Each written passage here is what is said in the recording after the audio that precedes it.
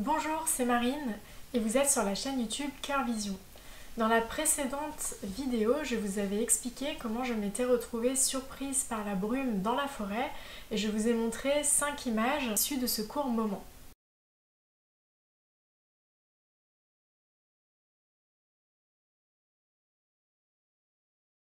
Aujourd'hui, je vais vous expliquer comment j'ai fait pour retoucher cette image grâce à la technique de post-traitement qu'on appelle HDR. HDR, ça veut dire High Dynamic Range, et c'est une technique qui permet de rééquilibrer une image qui a été faite à un moment où on était dans une situation de lumière délicate, avec notamment de fortes zones d'ombre qui cohabitent en même temps avec de fortes zones de lumière. On peut déceler ce genre d'image facilement grâce à l'histogramme. L'histogramme, on va le retrouver soit directement dans le boîtier de l'appareil photo, soit directement dans le logiciel de post-traitement d'image. Allez, on regarde ça tout de suite derrière l'écran. On est donc sur l'écran de l'ordinateur et on va regarder, je vais vous expliquer comment j'ai fait pour retoucher cette photo qui est là. Donc au départ, la photo donc sortie de mon boîtier, c'est celle-ci. Donc ça c'est le fichier RAW de départ, donc non retouché. Donc on voit que y a beaucoup donc, de zones d'ombre, donc on voit là sur les côtés. Au niveau du ciel, on voit qu'il y a une forte luminosité qui se reflète ici là sur l'eau qui est sur le passage au centre de l'image. Donc voilà. Je vais ouvrir donc ce fichier RAW avec mon logiciel de post-traitement habituel qui est DxO Photolab 3. Donc voilà, donc là je vois mon image dans le logiciel DxO Photolab. Je double-clique dessus pour la post-traiter. Donc là, j'ai l'image apparaît au centre, donc je ne sais pas si vous connaissez un peu DxO. Sur la gauche, j'ai toutes les exifs, les métadonnées de la photo. Et à droite, je vais avoir mon fameux histogramme et tous les outils de retouche nécessaires donc, pour mon image. Alors, ce que je vais faire, c'est que dans un premier temps, je vais faire quelques ajustements basiques sur cette photo et puis je vais voir un petit peu en quoi ils sont limités et pourquoi donc j'ai eu recours au final à une retouche HDR avec un autre logiciel qui s'appelle Aurora et qu'on verra juste après. Donc là, je vais faire une retouche simple sur cette image très rapidement. Alors, ce que je vais faire, déjà, ce que je peux observer, c'est que l'histogramme que je vois ici m'indique que sur la gauche, au niveau des pixels sombres, la courbe est beaucoup trop haute, donc ça veut bien dire qu'il y a effectivement beaucoup de pixels sombres, donc de zones d'ombre dans l'image. Et la zone qui est tout à droite, qui représente donc les pixels clairs, est également, les courbes sont également élevées, donc qui montre qu'on a également sur cette image de fortes zones très lumineuses. Et donc ça nous donne cette courbe en U, qui nous donne l'indice que dans ce genre de configuration, ça peut être intéressant de recourir à la technique du HDR pour justement rééquilibrer l'image. Pour information, quand une image est équilibrée, c'est-à-dire quand il n'y a pas trop de pixels sombres ni trop de pixels lumineux, on a une courbe qui est plus harmonieuse, plus comme ça. Donc pour donner un exemple, par exemple sur cette image-là, je vois que au niveau des pixels sombres, ça va. J'ai bien un arrondi à ce niveau-là, au centre de ma courbe. Il y a peut-être un peu trop d'ombre, mais il y a un peu trop de lumière, pardon, excusez-moi. Donc à droite, c'est bien la lumière. Si je baisse un peu les hautes lumières dans mon image, je vois que, la haute courbe du début, en fait, a disparu. Donc si je regarde avant-après, je vois bien que là, au début, j'ai bien des zones qui sont un petit peu trop claires dans mon image. Et après avoir baissé les hautes lumières, ma courbe est redevenue un petit peu plus normale et là j'ai moins de zones trop claires dans le ciel. Donc c'est pour donner un exemple. Alors voilà, là je vais faire très rapidement une retouche vraiment basique. Donc ce que je fais, c'est que je commence par corriger la distorsion et conserver les proportions. Ensuite, je vais aller au niveau de la tonalité sélective. Je vais commencer par déboucher les ombres, donc c'est-à-dire enlever un petit peu d'ombre. Donc là, je vois que je commence à... Voilà, comme ça, c'est pas mal. Pas trop, parce que si on fait trop, voilà, c'est plus équilibré.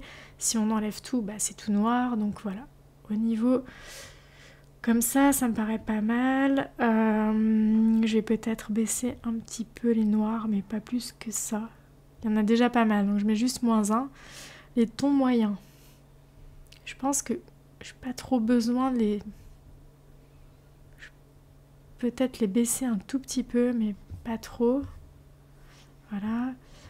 Tous les ajustements que je fais ici, en fait, se voient hein, au niveau des effets. On voit que l'histogramme commence à se modifier. Les hautes lumières, alors là, on va avoir besoin normalement de les baisser. Dès que je vais baisser les hautes lumières, je vais récupérer en fait de la matière au niveau du ciel. C'est-à-dire que quand mes hautes lumières sont élevées, là, sur la droite, le ciel est tout blanc. Et en baissant les hautes lumières, je récupère un petit peu de matière dans le ciel, de texture. Voilà, c'est tout de suite un petit peu mieux. Et ce que je peux faire, rajouter un peu de contraste, c'est de micro-contraste. Pas trop, parce que l'image est déjà assez contrastée en elle-même.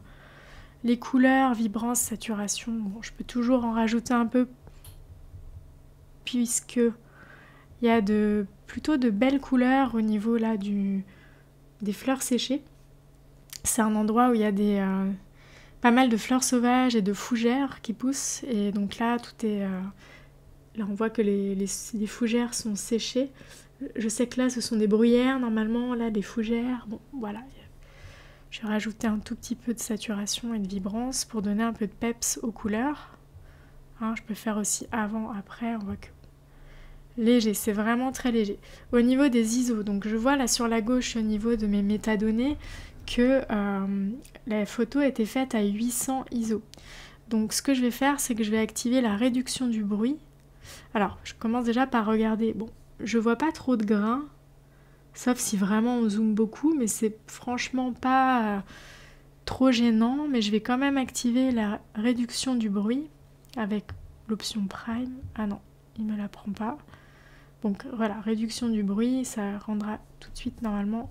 Si je zoome, on voit que c'est un peu plus propre. Si je l'enlève, je vois pas vraiment la différence. Comme quoi, je pense que les photos qui ont été faites avec le 5D Mark IV à 800 ISO, on voit quasiment pas de grains, quoi. Ça, c'est vraiment bien. Donc je pense qu'au niveau des retouches basiques, c'est à peu près bon. Je vais juste rajouter peut-être un petit peu d'exposition pour voir ce que ça donne. Je vois que ça monte un peu l'exposition. C'est pas mal. Comme ça, c'est juste que mon problème, c'est que mon ciel du coup est vraiment très blanc, quoi. Je peux encore baisser les hautes lumières, mais après, c'est d'arriver à trouver un équilibre entre tous ces réglages. Je pense que comme ça, je pourrais pas faire grand chose de mieux avec ce logiciel. Après, par curiosité, je peux toujours activer DxO Smart Lighting, donc qui est une option automatique et intelligente entre guillemets, mais bon, voilà, j'aime pas trop le résultat. Ah oui, il y a aussi DxO Clearview Plus qui enlève le voile atmosphérique. En général, j'en mets un tout petit peu, voilà, léger. Mais ça redonne aussi un peu de peps. Mais du coup, là, on a un peu foncé. Voilà. Je pense que je pourrais pas faire grand chose de mieux au niveau des retouches basiques avec ce logiciel. Je vois que ma courbe a déjà commencé à changer un petit peu. Donc là, ça c'est mon image avant sans retouche et là c'est mon image maintenant. Ce que je vais faire... Oh, c'est un tout petit peu trop brillant, je sais pas, il y a quelque chose qui me... Bon. Je vais la laisser comme ça et je vais l'exporter pour garder une trace. On va mettre comme ça. Voilà. Et là, ce que je vois dans mon image comme ça, c'est qu'elle me satisfait pas complètement. C'est-à-dire que je trouve que le ciel est encore trop blanc. Je trouve l'image quand même un peu fade. Il manque quelque chose. Par rapport à la situation, à ce nuage de brume là qui était au bout du passage, je vois que c'est pas encore ça. Et ma courbe, bon, même si elle est moins extrême que tout à l'heure, elle reste encore un petit peu déséquilibrée. Alors, du coup, c'est là que, par rapport à cette courbe, donc à cette situation de lumière où on a des fortes ombres et des fortes lumières, ça peut être bien de recourir au HDR. Donc le HDR, normalement, on peut le faire directement avec son boîtier, soit en prenant 3 photos avec des expositions différentes et en les fusionnant dans un logiciel, soit on peut utiliser aussi un logiciel qui s'appelle Aurora HDR et qui marche super bien. Et surtout, un de ses avantages, c'est qu'il permet de faire un post-traitement HDR à partir d'une seule image. Donc ça, c'est vraiment une nouveauté parce que vous n'êtes pas obligé de vous occuper de faire un HDR avec des options qui seraient dans le boîtier de votre appareil photo, ni de vous embêter à faire plusieurs expositions de la même photo et à les fusionner ensuite dans un autre logiciel, même si on peut utiliser Aurora pour fusionner plusieurs images. Mais là, vous allez pouvoir, à partir d'une seule image, faire le HDR dans Aurora. Alors on va faire ça tout de suite. Je prends mon fichier RAW de départ, non retouché, et je mets ouvrir avec Aurora. Là j'arrive donc sur l'accueil, je vais activer ça pour les aberrations chromatiques. Créer HDR, donc vous voyez que j'ai importé une seule image. Si vous en avez plusieurs, vous pouvez en importer plusieurs, mais voilà. Très rapidement, le logiciel intègre l'image. Et dans quelques instants, on va avoir apparaître abracadabra. Nous voilà dans Aurora. Alors, j'ai mon image de base, vous voyez qu'elle elle a un petit peu changé, on va dire. Donc ça, c'était une image de base, et là, c'est déjà la première proposition de retouche basique, on va dire, qu'Aurora me fait. Donc Aurora, ce qu'il y a, c'est que donc, sur la droite, je vais retrouver l'histogramme de l'image, la possibilité de créer des calques donc des calques de réglage ou d'images pour effectuer des retouches, des modifications. J'ai tous les outils classiques dont j'ai besoin. Température, exposition, etc., couleur, voilà, plus beaucoup d'outils qui vont servir à améliorer l'image HDR. Correction du bruit, éclat, voilà. Donc il y a vraiment pas mal d'options, c'est assez riche, et surtout donc la grande force d'Aurora, c'est que là sur la barre en bas de l'écran, on retrouve des pré-réglages qui permettent très rapidement de donner en fait une allure à votre image. Alors, quand on appuie sur un de ces pré-réglages, vous voyez que, je vais en prendre un qui est vraiment bien exagéré, quoi. Par exemple celui-là, vous voyez que c'est très très fort, la proposition visuelle est quand même très tranchée, très forte, très colorée, très saturée, très détaillée. Mais je peux baisser l'intensité voilà, du réglage pour arriver à quelque chose de plus naturel, entre guillemets. Donc voilà, alors après il n'y a plus qu'à choisir en fait le pré-réglage qui nous convient et puis à baisser un peu l'opacité si on trouve que c'est too much, que c'est un peu trop et qu'on veut une image un peu plus soft, on peut ensuite faire des réglages sur la droite pour vous approprier en fait les réglages et donner une allure un petit peu plus mesurée, tempérée à votre image si vous trouvez que les effets sont un petit peu trop exagérés. Ce que j'ai fait, c'est que pour cette image, je me suis créé un réglage. Donc au début, j'ai choisi ce réglage-là, naturel. J'ai baissé l'intensité. J'ai effectué quelques modifications légères et puis j'ai enregistré mon réglage. Donc une fois qu'on a fait ses propres réglages, on peut aller dans Fichier, Voilà, on peut enregistrer en tant que pré-réglage Aurora et comme ça, ensuite, vous pouvez donc nommer votre pré-réglage et le retrouver quand vous le souhaitez. Donc moi, j'ai fait ça et ça va dans l'endroit qui est ici et vous retrouvez différents types de pré-réglages donc qui sont proposés par le logiciel et ses ambassadeurs. Donc là, on a des pré-réglages essentiels, landscape, architecture, dramatique, artistique. Et ensuite, on a 3 photographes ambassadeurs pour Aurora qui ont proposé leur réglage. Donc Trey Ratcliffe, Serge Ramelli et Randy Van Duinen. Ok. Et moi, le preset que j'ai enregistré, il est ici. Utilisateur pré-réglage, là. Je l'ai appelé brume, forêt, soir, hiver. Bah oui, puisque c'était un soir de brume en hiver.